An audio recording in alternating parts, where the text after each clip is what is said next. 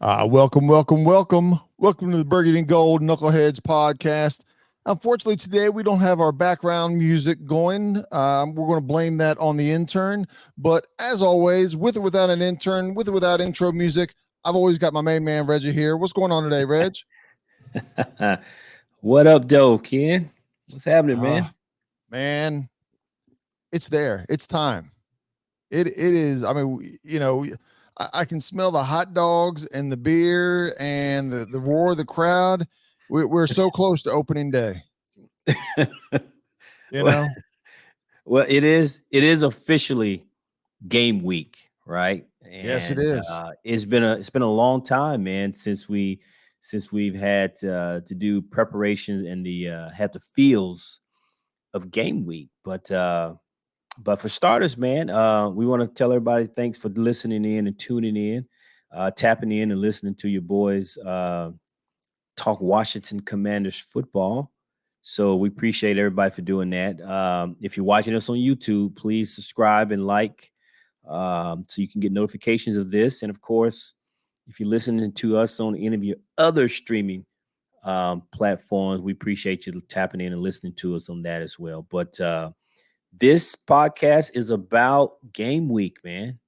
The season is upon us. There's no Yes. more preseason, no more training camp. Everything is about week one. The team is prepping, game planning, all of the good stuff that we love. Fantasy football leagues are happening. All the good stuff, man. It's Yeah. I official. mean, Official, yeah. official. Yeah. The cuts have been made. You know who the roster is, who's starting, who's not. Yes. The complaining in social media of the fourth or fifth. You have third string, fourth string, and fifth string, and I hear people on social media complaining about the fifth string person that is cut. Um, that kind of talk is over and done with. We're just focused on winning this coming Sunday That's right. versus the Arizona That's right. Cardinals, who are coming to DC for Week 1. So, Yeah. We're looking but forward to it, man. In yeah, fact, in fact, Arizona is not the only crew that's coming to DC for week one. As we mentioned on our last podcast, your boys are gonna be there, man. Your boys yeah, will be in town. We promise not to wreck DC. We're gonna leave it as we found it, but we're coming in to have a good time, meet some people, hang out with some folks, do a little partying. Not nothing excessive, but we're gonna do a little party. Like I said, we're gonna leave DC the way we found it, man. But we're certainly going to be in town. Looking forward to that. To be in this, what it is for us fan base, this is a big deal. If you're not a fan of the Washington Commanders, it's probably just another opening week for you. But for our organization, man, this is a big deal. This is the first game in the post Dan Snyder era. The fan base has reared its head and has come back in a strong way. The game is sold out. As we mentioned, I think last week on our podcast, there were some standing room only tickets, but those are gone too. And so this game is officially sold out. And your boys are one of the few. We're one of the few, man, that's going to be in the yeah, house. yeah. This is like the Week 1 of the game of change, right? Yes. And that's what's kind of bringing the excitement. If everything was status quo, we'd still be excited because it's opening football and we love football and we love the Commanders. But new ownership, new quarterback, new offensive coordinator, some moves that they made. Um, we're anticipating that the product this year will be better than last year, and we're going to be in town, right? So, That's right. that's even more. We're not quite traveling quite as far as the Cardinals are, but we've said it before. We'll say it again. We're outside the Dallas area or in the Dallas area, so I can't speak for Reggie, but I think I can. When I get on that airplane in Dallas, I'm going to be representing at the Of airport, course. Of on the course. plane, all the way. I want to hear the chatter. I Look, want to hear it and bother and annoy the local Cowboy fans. And then once I'm on the plane and we land, I don't care about them anymore. It's focused on the Arizona Cardinals. well, yes. I mean, if you were wondering, I will be in some gear, going through TSA. So TSA agents, be ready. I won't have some on, and of Yeah, course, you, one of us getting pat down. There's too many Cowboy fans. That's my main concern. That's my main concern right there on this trip. so I will be representing, and then of course, going through the terminal. Once we get to our gate and they see that we're heading to DC, they gonna know what's up, right? They will know Absolutely, what's up. So absolutely, so I will be representing, man. Everything I'm wearing this weekend will be some form of burgundy and gold Washington Commanders gear on weekend. So I'll be representing, man. You know how I do absolutely, it. absolutely. And I made a prediction several weeks ago, and I'm circling back around to find out. I already know where you go with this. Hey, Come on, man. Reggie, did you buy anything new for opening day? Like I said, you would. uh, yes and no. Let me tell you. I'll tell you. So, Go ahead. Go ahead. do I have anything different from last season? Yes. Did I Okay. buy specifically for opening day? No, I did not. I did not. But I don't know about that. So will you be wearing any of this stuff in DC, taking it with you on the trip? um, probably a hat. I mean, I probably, Okay. because again, I bought stuff all throughout the off season, right? Okay. Randomly bought things in preparation for the next season. So I have stuff, but you're trying to make it, no, I did not just buy stuff specifically for week one, but I have a couple of hats and, I got some hoodies and, some things that I bought since February, right? Yeah. Yeah. I For mean, what? example, when the Yeah. season ended, the website had their sales, so I bought some stuff, and then training camp came out. There was some stuff, so I've purchased some things. Yes. So the Will I? long answer is yes. The long answer is yes. And ladies and gentlemen, we're going to be happy that we're tailgating and we're at the game. But if you see us and you see Reggie has little something extra in his step, ask him if that's new gear that he's got on. Because I got a chance. I got a feeling there's a good chance that he's going to be wearing it. And I'm not hating because I'm going to have something new on myself. I just Don't come knew up to when the me. time came, Don't come up to me with that mess. My main man Reggie, my buddy, my pal, my co-host of this show, would come through and end up getting something new. So Look.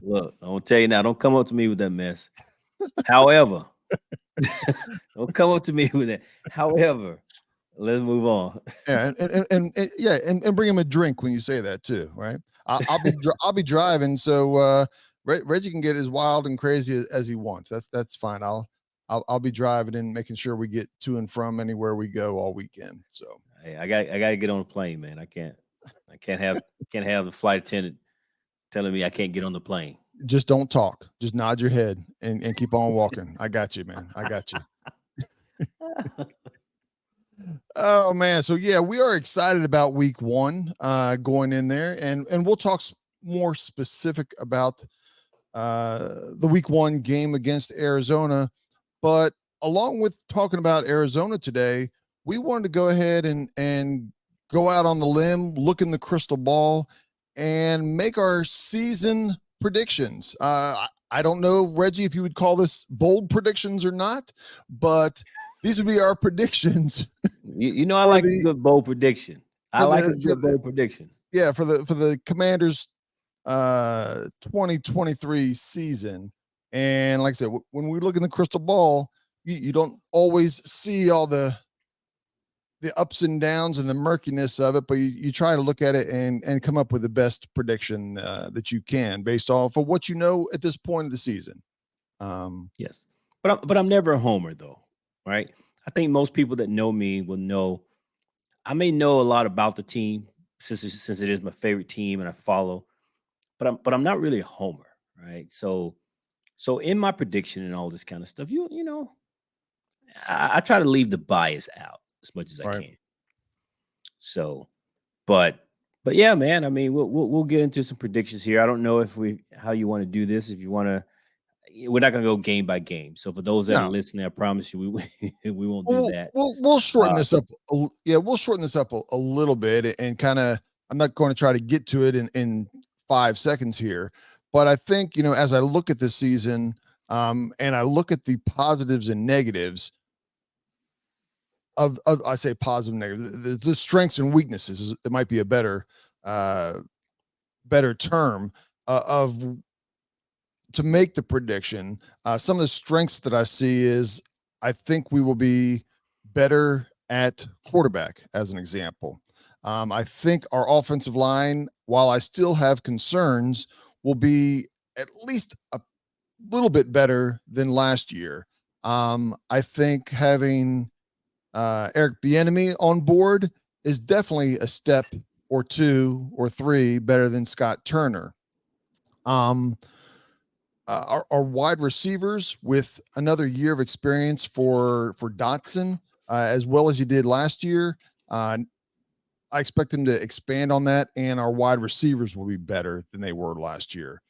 Um, and I think we're deeper at other than at linebacker. I think on defense we're deeper all the way across on our defense. Um, One of the if I have to go with negatives is same thing with Sam Howell. The negative is inexperience and the question mark of I don't know. I think that he's going to be better, but I could be mistaken. Another one of the mistakes, or I said mistakes, another one of the challenges of this year is nothing that Washington can control. It's the schedule. It is I think I said it before. I don't know if I said it on air, but I don't know that I've ever seen from top to bottom, based on what we know at the time of this recording, I don't know that I've ever seen Washington in a tougher schedule. Um, there's potential that we could be a better team than we were last year, but maybe have the same record, maybe less, maybe better, but it's going to be, like I said, looking at it going into the season, it's a very, very challenging schedule. Your thoughts before we give the prediction of that, or anything that you need to add on? well, man, I mean, listening to you give the breakdown, you pretty much took a lot of my points um, as you commented there. And I guess for me, just to reiterate a couple of points. One is just simply overall, I think this is a better team, hands down, which is what I think lends itself to some of the excitement around the fan base because everybody knows outside of within the walls and within the fan base what the rest of the world don't know, we seem to know, which is this is going to be a hell of a team. And we understand there's some question marks along the team, but this team is poised to be damn good. The problem with it is the schedule is tougher. And so, to your point, the record may not show it, but the team overall, I believe, is going to be a hell of a lot better. And this team has been set up uh, with the youth and the talent for whether it's Ron Rivera, Eric Bieniemy next season, or whoever the new head coach may be. There's a lot to build upon here with this team, and but with that, our team being able to not being able to our team having to play the NFC West, which is the 49ers, the Seahawks, the Rams, and who am I missing? Raiders? No, the NFC No, West. I'm sorry. Arizona. So Arizona. Yep, Arizona, yep, yep. the NFC West, and then of course the AFC East, which is Miami, Buffalo, New York, and New England. Right, So and then you throw in our own division for 6 games. right. So I Which just all named three other, yeah, which all other three teams made the playoffs last year in our right. division. So between the 6 games in our division, the 4 games that we play in the AFC East, that's 10. And then we have another 4 against the NFC West. That's 14 games, Yeah. right? and that's just 3 games, uh, 3 games short of the other non-common opponents that are division play. So the schedule is not easy, and one of the things that Washington has struggled with in years past has been the mobile quarterback, and the league is going toward a very mobile quarterback. I think no longer are the days of the Peyton Mannings, the Tom Brady's. You got to have some mobility at the quarterback position. And just looking at our list, I mean, between Russell Wilson, uh, the Fields kid in Chicago, Daniel Jones, obviously got legs. Jalen Hurts got legs. Matthew Stafford, Dak Prescott. I mean, all these guys are runners or Yep. have the ability to run.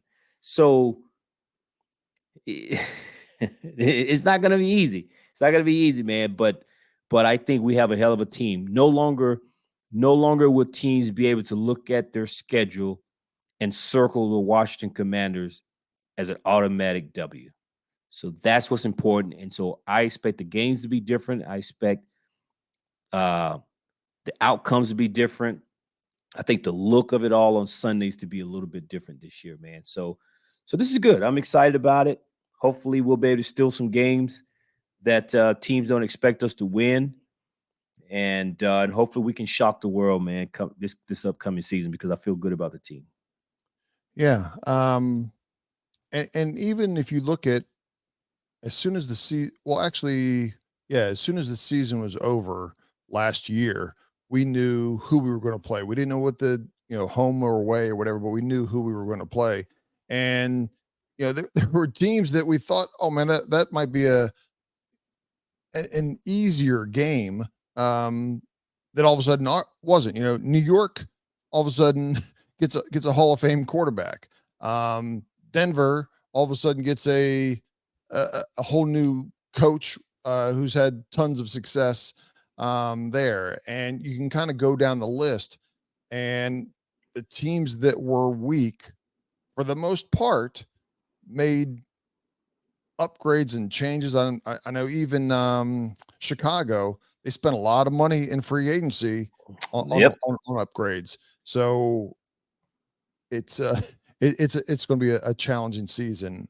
Like I said, from the standpoint of where we sit right now, people go down, people have injuries, teams have off seasons, and maybe we'll be able to catch some of that to make games a little bit easier for us. But as of right now, there's it's going to be a tough year, tough year for Washington just from a schedule perspective. Ooh. But Okay. What else you got uh, then? What you got? well, I'll go. I'll start off before I give my prediction. Vegas has us at 6.5 wins. I You don't taking the know. over or the under? I, I will say I thought 6.5 was easy to go over. Okay. Not that we're going to go over and we're going to win 13 games, but Oh I no. I thought, just want to know. You yeah, taking the no, over the no, under? I'm just saying, to me, 6.5 was just too low of a number. Um, So you taking but the over? I am taking the over, yes. Okay. But like I said, I don't think we're going to be a 13 win season either. Um, if you remember last year, I said I'm kind of repeating. I've said this before. I said we were about a 500 team last year, but with 17 games, I didn't think we could go 500. So I was like, okay, we're going to win. You're going to have to win either 8 games or 9 games. Well, I was dead right. We were a 500 team. We're 8-1 as luck would have it. Good luck or bad luck. That's how it ended up. I think from a record perspective, we are about the same. If our schedule wasn't so tough, I would be on the north side of 500. But because the schedule is tough, I'm going to go on just below that, and I'm thinking we're going to be about 8 and 9. Um, 8 and and 9. and Huh? and while I'm let down with that record, um, I think if we find our quarterback, it will still be a successful year from a season overall. And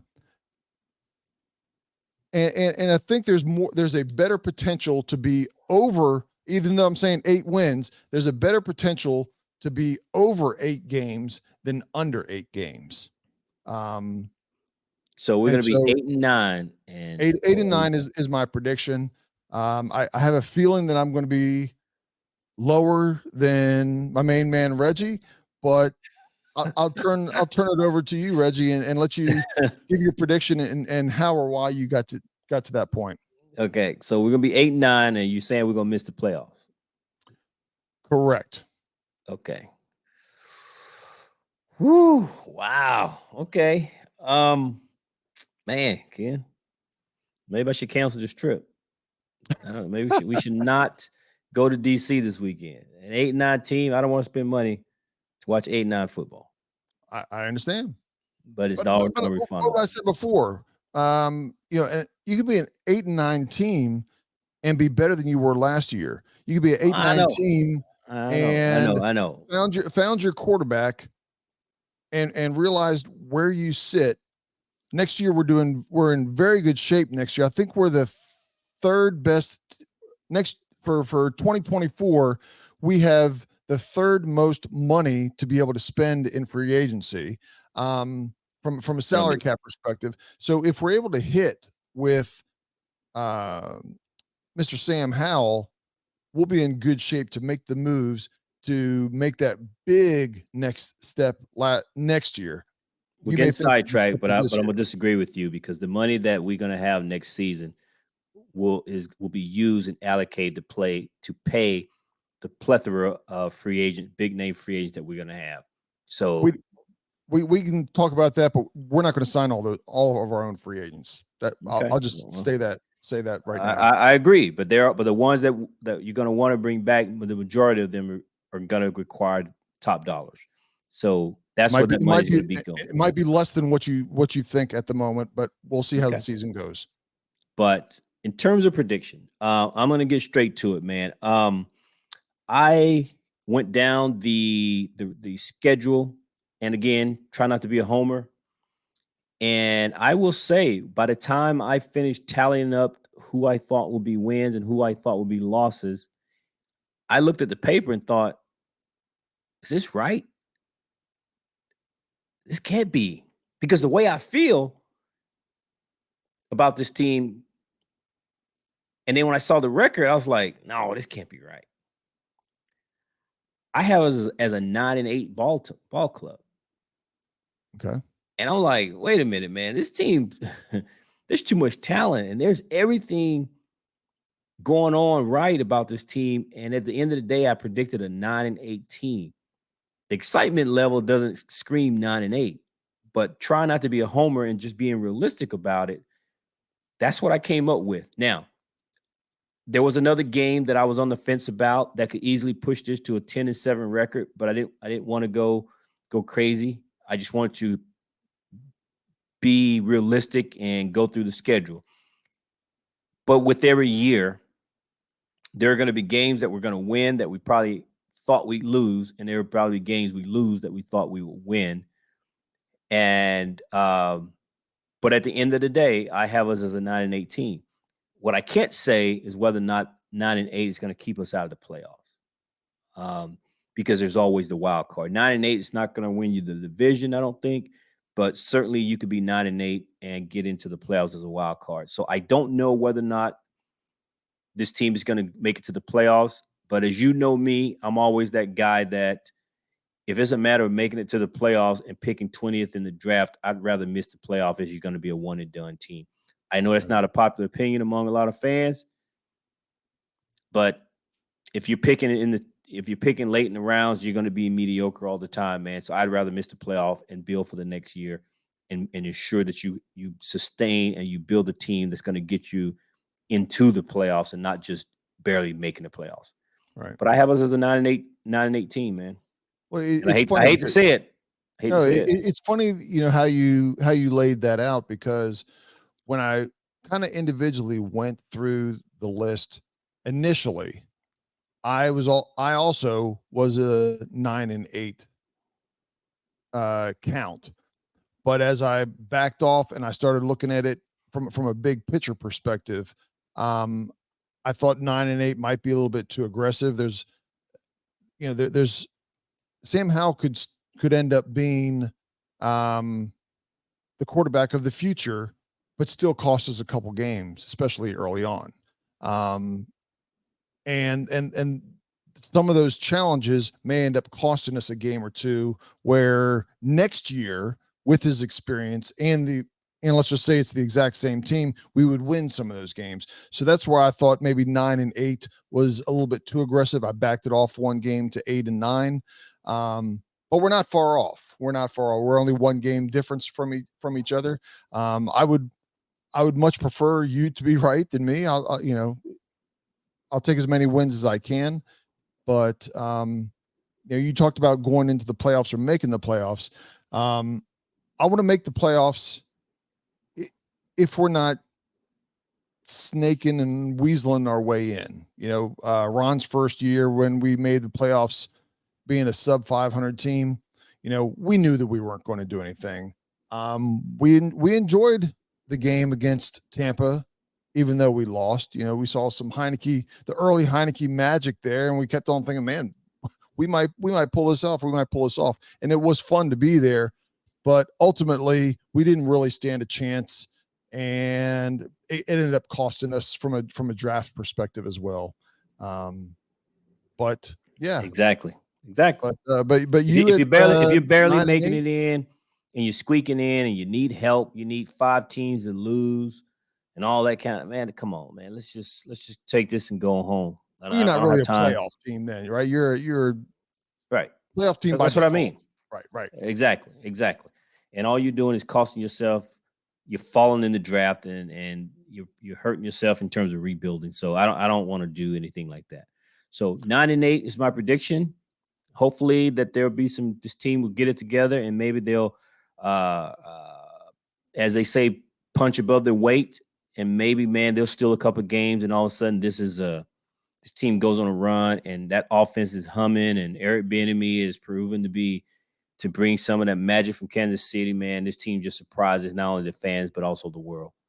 It's And I think, possible. and I definitely think it's possible. I think I don't want to try to be a homer, but there are a lot of good things going on. I think, Washington's defense was especially the back half of the year.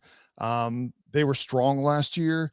If they can start out as strong as what they were in week 14, 15, they're going to be able to give the offense some time to get up to speed. Doesn't mean that they have the offense has a half a season, nothing like that. But they could very well end up putting the offense in some short field and make it easier on the offense. So time will tell. Time will tell. Let's hope. But me at 8-9, you at 9-8, our preseason season predictions of this coming year, which leads us to week one. Week one against the Arizona Cardinals. I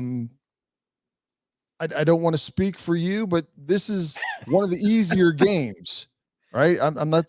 I don't want to say that you think it's going to be a win or a loss, but when we look down and we say, okay, here's easier games, a handful of easier, and there's more challenging games. This one here on paper is definitely a easier game of the season in week one. It's an easy game, huh? I didn't say easy, easier. Okay. I mean, I'm comparing it to Philadelphia and Buffalo and 49ers, look, man, and look, Arizona. They were look, 4-13 last year. look, Ken. Go ahead. Let me say this, man. Let me say this. You and I watched a lot of UFC fights together. Yeah. And anyone that's listening, just bear with me here. So Ken and I are also big UFC fans. We watch a lot of UFC fights for together. years and years and years. And if you're ever watching the free which is the one they put on ESPN, not the pay-per-view, they have a 2-hour schedule based on the fights going the distance. But when those fights do not go the distance, meaning someone gets knocked out in the first round, they do what they call a lot of fill-in and a lot of fluff. Okay, because they want to fill up the take spot. up time to the next fight. Take up time to fill up some spot because they only got so many fights in this 2-hour window, and they got to fill some time. I feel like that's what Ken's doing right now. We could fill some time here with this prediction, or we can just get straight to it. Right? We can fill some time, Ken, and give our listeners a little bit what we think, or we can just get right to it. Well, we can go whichever way you want to go. Like I said, I think most people, including you, myself, and people who are listening, are going to end up saying the Washington should win this game, right? We should. We'll get to our for those that don't know, we don't necessarily give a prediction on the score. We give a prediction of our confidence level on from a 1 to a 10. And I would say most of the time, and you can agree or disagree, we're normally somewhere between a 4 and maybe a 7.5. That's based on our team, right? Our correct, team is correct. It's based on our team versus who we're playing. Most of the time, I would say we fall into that window, and part of that is because Washington just hasn't been a good team, and when we win, we don't just kill people. We think we're going to win. We have confidence that we're going to win by a touchdown or whatever, and so that gives us a confidence level of a 6.5 as an example. Before I get to that, I just want to kind of go over a few things. Only Ken does halves. Let's be clear. Only you do halves. Nobody does halves. That's not true. That's not true. 6.5. We sit at the bar and everybody goes. They'll go down to 0.1 and everything else, and that's fine. Well, only because you started that mess. Reg, you give your number. I'll give mine. Don't try to influence my number. I don't appreciate 1 to 10, not 1. Not 6.5 is in between 6.5. I mean, I might say 10.5. I might exceed it today. You never know. Okay. All right. But I'm just going to touch base real quick for those that a lot of people know that Cardinals are not a good team, right? And not predicted to be a good team this year. Last year, they were 4-13. They were losing 9 out of their last 10 games. So they finished, poorly. Clearly, they were 21st in scoring. Washington was 24th. So, from an offensive perspective, it looked very, very similar. Defensively, while Washington, that was our strength at, from a scoring perspective, we were 7th. They were 31st out of 32 teams, allowing the most points out there. As far as changes of what's different last year than this year, they went, through the draft. They went and used their first round pick on offensive lineman, Paris Johnson Jr. out of Ohio State. They figured they needed their quarterback to be protected, and then which was the guy a lot of people wanted Washington to target. Yeah, no, he was I think the number 1 or number 2 offensive lineman out there.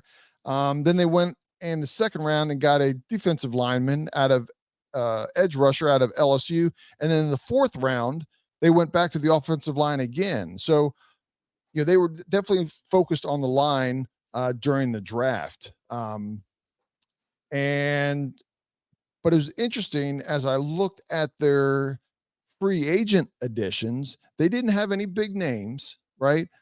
And every single one of the contracts that they gave, whether it was to the people on the Cardinals that they were just re-signing or new people that they brought in, they did not give a contract of more than 2 years. Every single contract that they gave, most of them were 1-year contracts. Only I think one was a 2-year contract. That's very Ron Rivera like. Ron Rivera, for a few exceptions, has given a lot of 1-year contracts, right? Why do you think that Um, is, Ken? Why do you think that is? well, they're waiting to build, right? They're trying to see what they have, where they evaluate. Um, they already without no matter where they sit, they have 12 draft picks next year. Because of changes and moves that they have for 2024, they have 2 first-round picks. They're going to have their own and Houston's. Houston's expected to be a bad team. They have a second-round pick, and then they have 3 third-round picks. So, Which they're, they would package. They would pardon me? package those. They would Yeah, probably package some of those to move up. potentially. I mean, you might not have to move up when you already have 2 first-round picks, right? It just depends on where they sit, what they want to do. Obviously, we haven't talked about it, but Kyler Murray is not playing for at least the first 4 weeks, uh, recovering from his injury last year. And so, they don't know where they're going to be. They've got a new head coach. Kingsbury is gone, and Jonathan Gannon, from the defensive coordinator from Philadelphia, is back. So a lot of change for the Cardinals, not only this year, but with all those draft picks, like I said, and not expected to have a good team this year. There's going to be a whole lot of changes next year, with an overturn of players to improve on the team. So a whole lot of numbers and stats and everything there. Let me just say this, Ken. And let me sum all that up. Go ahead. The Cardinals are tanking, Ken. I wouldn't necessarily go that far. They're tanking. I know that's This is this that's the popular thing to use out there, but I no, wouldn't brother. necessarily go that far. All right. Well, let me this is my preview now. Go ahead. I'm the captain. Go ahead. Don't yell at me. I'll be over here, with my little Gilligan hat on. I'm the captain now. Listen, man. This is what we call. This is the new NFL, NFL's version of tanking. What you do is you trade away all your tradable assets for draft picks. You sign small, regular contracts, and then what you do is when you're ready to hit the reset button and you get ready to rebuild, you go into the draft with tons of draft picks. Okay, you saw Houston do it this past this past draft. You saw Miami do it. You saw San Francisco do it. What you do is the NFL does business differently now, right? Before you would never see trades on draft day. You see tons of trades. You see the way of doing business. So what you do is, in order to hit reset and then not have to spend 5 years rebuilding, excuse me, what you do is you rip the Band-Aid off, you trade away all your tradable guys, you collect your draft picks, and then what you do is you go in and you as long as you can draft well, you go and draft your guys from all the draft picks you got, and you load up on young talent. All that young talent on small contracts, expecting to hit off of them, and then now your rebuild is a very short window. So that's what the Cardinals are doing. And I've said this during the offseason, and I'm going to go ahead and put it out in the universe so you can hear it, so you heard it here first. What the Cardinals are now doing, I don't know if they are going to trade Kyler Murray and or they're tanking for the kid out of USC, trade Kyler Murray, or they're going to keep Kyler Murray, but because they're going to be so bad, there's going to be a king's ransom for the number 1 pick for any team that wants to come up and select the quarterback out of USC and continue to stack draft picks that will allow them to rebuild this team around Kyler Murray. But the Arizona Cardinals are currently tanking. You can call it whatever you want, but they're tanking this season, collecting draft picks so they can rebuild this thing. And that way the rebuild doesn't take 10 years. You do it in a couple of years. That's all they're doing. Yeah. What Ron Rivera and the Washington Commanders were not willing to do it. They were not willing to trade anybody. And that's why this has taken as long as it has. But watch, the Houston Texans, Watch how quickly they become relevant again. San They Francisco 49ers did it. they only become relevant if their quarterback ends up being the guy. But how do you get in a position to get one of those guys? You tank it. You tank it, and you have an awful season. And But and what they you're trade it doing is up. while you have And an trading awful, up also. okay, but while you have an awful season, you're collecting draft picks, and what those draft picks do is they allow you to trade up. Houston had a pick, and then they traded up and got the number 3 pick. It was top 5, so they had 2 picks. But they was able to do that because they had collected the draft assets, because they had traded away everybody else. That's how you do it. That's NFL. That's how you trade and rebuild in today's NFL. Well, I don't. Yeah. I'm going to partially agree with you and partially disagree with you. The part that I agree with you is I will say that they are rebuilding. I'm not going to go as far as saying tanking, because when Houston ended up doing, blowing everything up, they were trading high dollar assets, right? They were getting first round picks and second round picks for the people that they were letting go. They let Josh Jones go. Josh Jones, and they gave up a 7th round pick to get a 5th round pick back. They let Isaiah Simmons go for only a 7th round pick. They're not letting their stars or their high value people go. I think But he wanted a contract, Ken. That's why. I understand. He wasn't worthy. He wasn't worthy of the contract he was asking for. So they did the best they do. They got him a 7th round pick. The guy hasn't flashed the way they thought he would. So they got a draft pick for him. Hey, you can package a couple 7 rounds, man. You can move up, right? I don't disagree with that, but that's not tanking, right? That's you are in a rebuilding mode 100%. I don't disagree with that. I stop short of saying that they're tanking. That's just a difference of opinion. Potato. No. Tomato. Tomato. I mean, Washington was rebuilding. Technically, you could say we're still rebuilding, but we're not tanking. Right? We never tanked. There's a difference. Never tanked. But at any rate, one more interesting thing, real quick, and then we can kind of even get to our prediction of the game or number of confidence on this. I found it interesting that we're just a few days before the game, and they still haven't decided which quarterback that they're going to run out there opening day, whether it's Josh Dobbs or the rookie Clayton Tune out of Houston. He's a 5th round pick, just like Sam Howell. Man, come on. I'm not saying it matters. I'm just saying it's kind of funny that they don't even do that. It's stupid. You want to know what else is stupid? There's a chance that Kyler Murray will not play at all this year, because they have him listed as announced that he's the team captain. This is stupid. There's a lot of stupid. There's a lot of stupid going on with the first year head coach of John Gannon down there in Arizona. There's a lot of ridiculousness going on down there. And yes. And he went viral. He went viral for his stupid speech and some of the decisions he's making. Like this whole thing about it's a competitive advantage by not naming his quarterback. Josh Dobbs and I don't even know the other guy. No one's worried about either one of those guys. Correct. So for him to talk about it being a competitive advantage, for who? No one cares.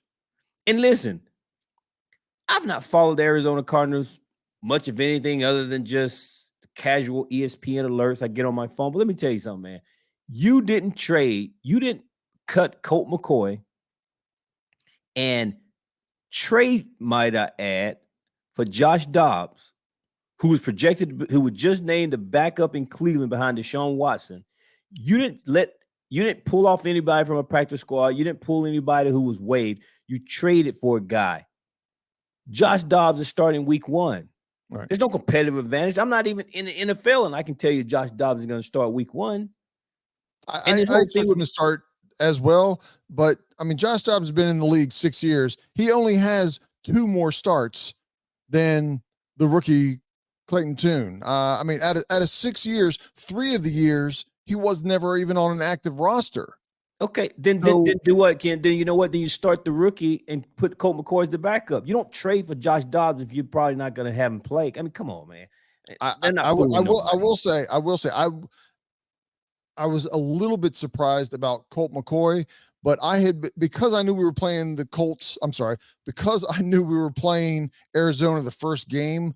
I was checking on what was going on with Arizona. It just kind of had caught my ear, and there was a lot of uh, from numerous reporters talking about how Colt McCoy did not look good at all in spring training and the games. And I was still surprised based off of what they had. I was still surprised that they cut him because there was minimal advantage from even a salary cap perspective. Okay, Um, then change. so My point being is you don't. You could have released Colt McCoy and you could have got somebody else. You could have started the other kid. You traded for Josh Dobbs. Josh Dobbs is gonna start. So I don't know why we yeah, need to play around with this BS, man. That head coach is being stupid. It's not fooling nobody. right. Um, he's trying to play games as a rookie head coach, and bro, go sit down. Yeah. This is making no sense. That's a rookie Um, head coach move right there. He thinks he's trying to be like Belichick. Like I'm gonna outsmart somebody with Yeah, and my keep holding it close to the vest. yeah And let me yeah. tell you, Kyler Murray's knee injury happened so late in the season. He's going to miss most of the season. I'm telling you now, the Cardinals going to be so bad record wise that there's no way they're going to bring Kyler Murray back to do what? Make their draft pick worse? Right. Nah, Kyler Murray's not going to play this year I because don't they're think going to so either. continue the tanking. I'm telling you, man, the Yeah, boys no, are tanking, dog. I don't think it. You know, like I said, if he's not able to come back until week 10 or 11, it makes no sense to bring him back. Either way, right? You've already lost out on the season. Um, Regardless of tanking, you're and then even on top of that, why win an extra game with Kyler? So Yep. we shall see. We Yeah. shall see. Normally in the past couple years, I've got some good music that comes along asking about what's your name, what's your number, That's okay. to give our confidence level for this game. Uh, Reg, you've been eager to jump out there and talk about the number right off the bat, so I'm going to let you go first. What on a scale of 1 to 10, what is your confidence level Well, let's say in this, man. coming out? This is our first for week one. This is officially our third official season. This is Yes, the start of our third season for doing this podcast. So, congratulations, Ken, for going into year three. absolutely. This is our third week one, as they say, Yeah, our third opening day. So, with that, man, I'm just gonna get right to it. No fluff, right? This is a 10. Okay. And let me tell you, yes, and this is a 10. I wish my board was working because I'd have some good drops for this. But go ahead, man. This is a 10. There's absolutely no reason we should lose this game. I'm gonna tell you, if we lose this game, then this season is over. They ain't You, who we thought they were. you won't be getting your 9 wins. No, no, you know what? No, you're not a 9-win team. If you lose week one to Arizona Cardinals without, yeah, come on, man. There's no way. And in fact, this ain't gonna be about winning and losing. This is how you look beating Arizona. Well, I was just going In to other throw words, in. I was you just need going to to do throw this. in the You need to be convincingly with this win. I so believe it's a 10. the Commanders are favored by 7 points. You're saying they 100% have to cover that then, correct? Absolutely.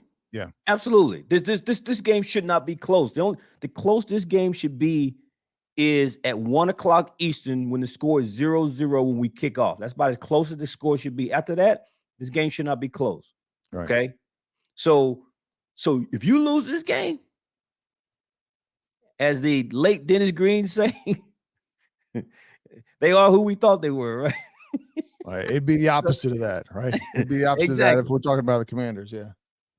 So Uh, listen, man, Ken, let me tell you, you might not see me.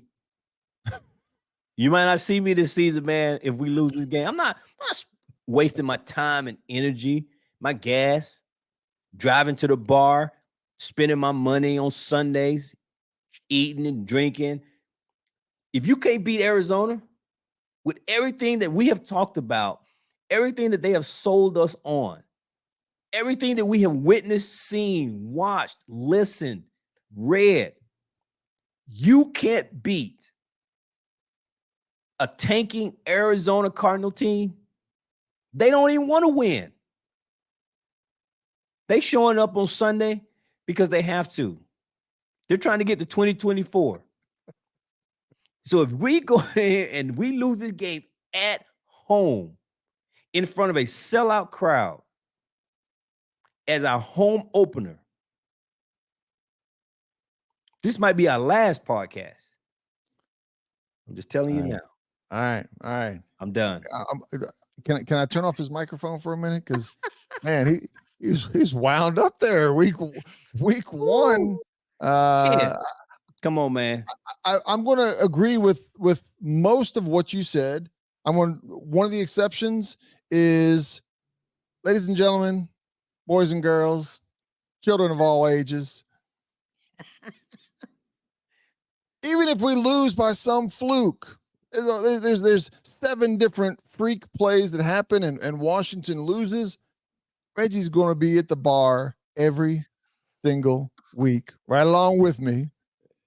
And because I know when it comes to this, I know him better than he is, right? His heart is saying in the moment that he's not going to be there, but he's just like me.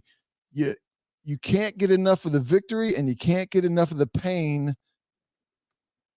When you're a Washington fan, you just ride with what's out there. We will bitch more, we will complain more.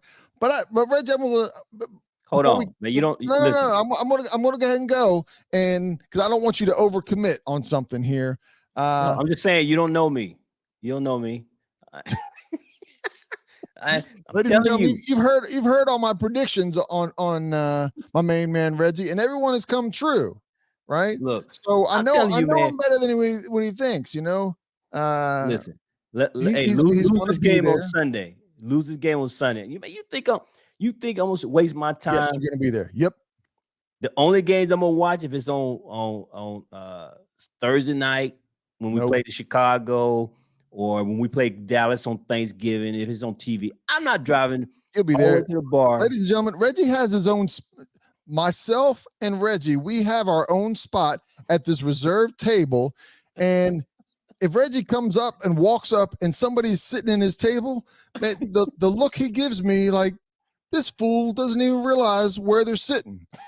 And we will let the person know, hey, this spot is already reserved, and we will move them. Reggie will be there every single week. He doesn't like night games because he's got to get up early and yada yada yada. Give you a prediction, man. Come on, give you a prediction. I'm pretty much there with you. Before you gave your number of a 10, in my mind I was thinking 9.5. Right? You like the point, right? I got to give the 0.5 in there. Oh my God! Not 0.5 for what? With that being said, where I'm going to agree with you, Reg, is this is a double-digit win, right? If this ends up being a squeaker of 3 games and Sam Howell is a comeback hero, with 38 seconds left in the game, man, it's going to be a long season. This should be a double-digit win. We ought to be able to be, if we so choose, doing our shots, our victory shots, in the fourth quarter. And I'm not talking the last 2 minutes. I'm talking 10, 12 minutes left. We ought to be feeling good and just riding the rest of the game out with everything positive that happens. That's right. Yeah, basically within the first 5 minutes of the fourth quarter, the game should be over. Doesn't mean it will, but I think there's a difference between these two teams. Also playing at home, sold out stadium. The Cardinals are not like some of these teams that travel well. There's not a whole lot of Cardinals fans that are outside of Arizona or don't have some connection. We better drive Arizona. These boys, man. We got to drive these boys. So like I said, when this game is over and we win by double digit, I think not only are they going to talk about the team, but they're going to be reflecting on this crowd and maybe even referencing old RFK. It's going to be nuts. And so Reggie and I will be there. So 9.5. You just couldn't give it a 10, huh? I couldn't go that. I couldn't. Man, come on. 10. We win this game. Because if not, this might be my one and only for the season. I might have started, got credit for year 3, but that was it. Ladies and gentlemen, don't give up on me when I go on my solo on the podcast for the rest of the year. I don't know who I'm going to introduce. You know, I've got my intro every day. You know, with my main man Reggie. Man, I'm gonna have to. I don't know what I'm gonna have to do. Let me know. I might have to have a guest. Nobody over there. Have a guest every single week. Look, man, if we can't beat Arizona, I'm not about to waste my time with this. I love talking football. I'm not about waste. Man, come on. We're gonna win. But I'm not worried about it because I gave it a 10. We winning. You gave it a 10. You gave it a 10. And we better be the podcast, the post game podcast should not be about, yeah, we got to win, but man, we barely won. This game we should win this going away. We should drive these boys, man. These boys they come into a buzzsaw. And to top it off, ladies and gentlemen, he bought new gear for this game, so that's really gonna. Man, I didn't buy no damn new gear for this game. He's lying. He's lying. It's trying to get you off, man. All right, we getting sidetracked again. All right. Anyway, that's our prediction. We talked about going into DC this week. We hope we get to see a lot of the fans and people. If you see us, make sure you reach out and introduce yourselves and befriend us and tell us what your number is. You're probably going to be like Reggie. I want to say more people are going to be at the 10 than are at the 9.5 level of myself. I understand that. And also, let us know what your season prediction is. I think there's a lot of people that are riding very, very high, and we'll see if it's just the fandom or if, people are level-headed and where they're going to sit. If you come and tell me we're going to be, 15-2, I'm going to assume that you've already had a little bit too much to drink. But I'll still befriend you. I'll still befriend you, man. You're still wearing burgundy and gold. You still want to, you're still my friend, man. They're not going to be level-headed, man. I'm going to tell you now. There's not going to be a lot of level-headed people in this parking lot. However, we should win this game going away, and that's all that matters. We should be 1-0 heading to Denver. So, there we go. But at any rate, man, that's all I got. We appreciate everybody for listening and tuning in and laughing with us and yelling at us probably for being stupid, but that's what we do. That's why we knuckleheads. So until next time, post DC, post game podcast, post win. Talk to you guys soon. Appreciate you tuning in. Peace out. Peace out, all you knuckleheads.